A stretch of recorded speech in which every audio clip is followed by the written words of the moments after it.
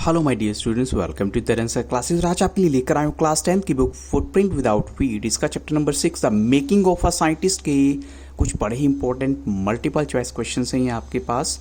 तो look at the very first question here.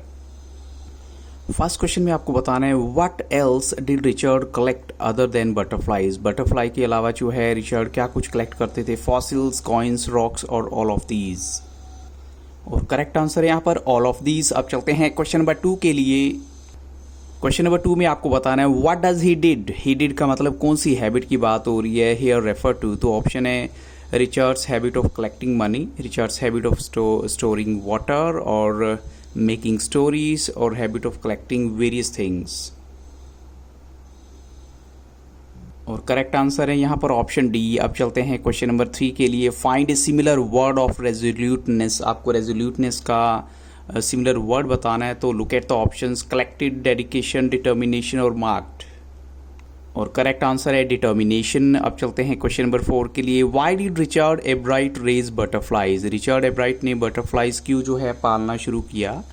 तो option हैं to export them to various countries और to sell them, to show them to the friends or to study their migration pattern। और correct answer है to study their migration pattern. अब चलते हैं question number 5 के लिए। आपको रियर वर्ड का सिमिलर वर्ड बताना है। रियर वर्ड का मतलब क्या होता है? तो look at the options raise, cycle, foster, basement. और करेक्ट आंसर है यहाँ पर रेज। अब चलते हैं क्वेश्चन नंबर 6 के लिए। Where was Richard competing at, यानी उसका जो कॉम्पिटिशन है कहाँ पर हो रहा था?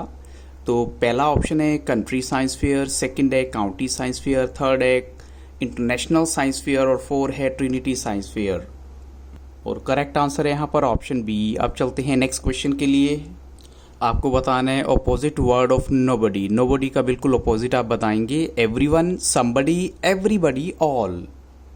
और करेक्ट आंसर है यहाँ पर एवरीबडी। अब चलते हैं क्वेश्चन नंबर 8 के लिए। 8 क्वेश्चन में आपको बताना है आफ्टर एब्राइट्स फादर्स डेथ उसका सबसे बेस्ट फ्रेंड जो है कौन था? तो look at the options now.